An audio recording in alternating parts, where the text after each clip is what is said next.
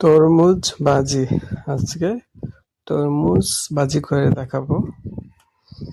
তার জন্য আমি তরমুজটা আহ, এটা 1 ইঞ্চি মোটা করে কেটে নিয়েছি। আপনারা আপনাদের মতো করে কেটে নিতে পারেন, তবে 1 ইঞ্চি করে এটা ভালো হয়। আর যে কোনো ডিজাইনে কাটতে পারেন। আমি এখানে লবণ দিয়ে দিয়েছি অল্প করে।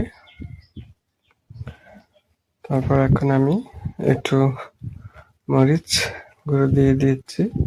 এখানে বিট লবণটা দিলে বেশি ভালো, আমার কাছে বিট লবণ নেই, তাই আমি সাধারণ লবণ ব্যবহার করেছি। এগুলো আমি এক পাশে লাগিয়ে নিচ্ছি। জালটা আপনাদের পছন্দ মতো নিতে পারেন, আমি আমার মতো নিয়েছি। এভাবেও কিন্তু খাওয়া যায়, এটাও একটা মজার খাবার।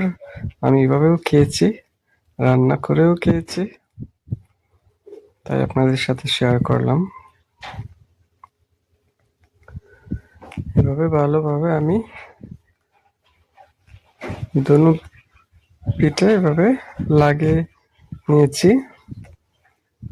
এখন আমি ফ্রাই প্যানে তেল দিয়ে দিচ্ছি।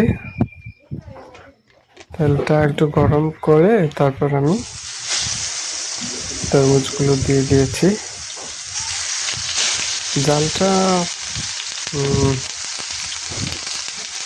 বাড়িয়ে রাখবেন বা মাঝারিতে রাখতে পারেন। আমি উল্টে পাল্টে এগুলো ভেজে নেব।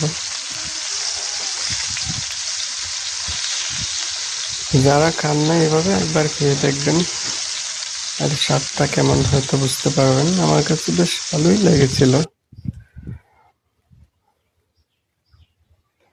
তরমুজ কিন্তু এভাবে কখনো খাওয়া হয় না, আমি প্রথমবার করে খেয়েছি, ভালোই লেগেছিল।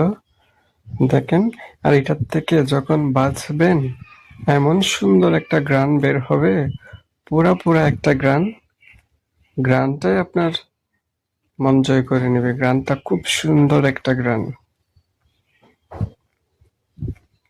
দেখেন, আমি কিন্তু এভাবে ভেজে নিচ্ছি। তা খুব মজার হয়। ভালোভাবে পিঠ ও পিঠ দোনো সাইড আমি ভেজে নিয়েছি। আপনারা করবেন কি, ভাজার সময় মানে তরমুজের যে পানিটা, পুরো পানিটা টেনে নেবেন। আমি কিন্তু পুরো পানিটা শুকাই নেই, কারণ আমি দেখলাম যে পুরো পানিটা শুকানোর পরে বেশি মজার হয়। আমি কিন্তু একটু পানি পানি ভাব রেখে নামিয়ে নিচ্ছি। আপনারা চেষ্টা করবেন পুরো পানিটা শুকানোর পরে নামাবেন, তাহলে বেশি মজা হবে। আমি আপনাদের পরিবেশন করেও দেখাচ্ছি। দেখেন, আমি কিন্তু পুরো পানিটা করি নাই, পানি রয়ে গেছে। একটু লেবুর রস, টক ঝাল মিষ্টি ভাবের জন্য আপনারা দুইভাবে করে দেখতে পারেন। এইভাবে পছন্দ করলে এভাবে, আর পানিটা যদি ভালোভাবে মানে টানিয়ে নেন তাহলে বেশি মজা হয়। তবে এভাবেও আমার কাছে মজা হয়েছে। এটা বেশিক্ষণ রাখা যাবে না, বানানোর পরে পর খেয়ে ফেলবেন। বেশিক্ষণ থাকলে আর স্বাদটা নষ্ট হয়ে যায়। এই হয়ে গেল আমার তরমুজ বাজি।